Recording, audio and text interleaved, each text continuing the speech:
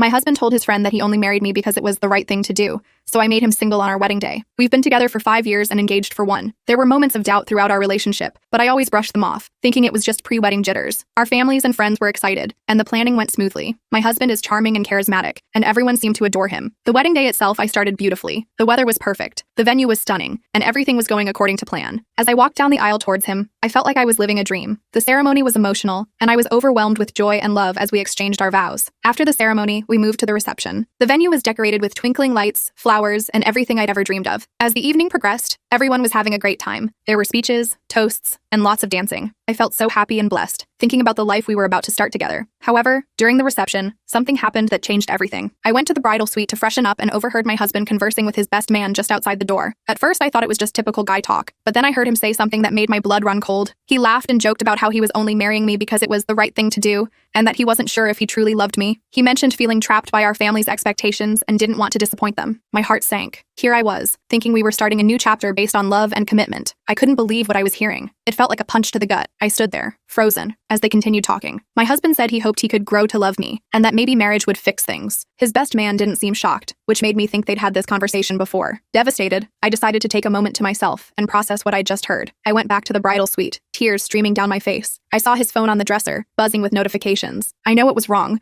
but in shock and hurt, I picked it up and unlocked it. What I found next was a complete shock. There were texts from another woman, someone I didn't recognize. They had been seeing each other for months, and the texts were explicit. She congratulated him on the wedding, but also expressed her frustration that he was going through with it. There were photos, intimate messages, and plans to meet after our honeymoon. My hands shook as I read through the messages, feeling like my world was collapsing. I felt betrayed and humiliated. Not only did my husband have doubts about our marriage, but he had also been cheating on me. I couldn't face the rest of the evening, pretending everything was fine. I needed to get out of there, clear my head, and figure out what to do next. So I quietly left the reception and went to a friend's place where I stayed the night. I didn't tell anyone where I was going. I just needed to get out. The next day, my phone was flooded with messages and calls from family and friends, all confused and worried. My husband was frantic, apologizing and saying he didn't mean what he said, that it was just nerves and stupid banter. He claimed he was drunk and that his words were taken out of context. When I confronted him about the texts, he broke down and admitted to the affair, saying it was a mistake and that he wanted to make things right. Our families are split. Some think I overreacted and should have stayed to work things out, while others support my decision to leave and reevaluate our relationship.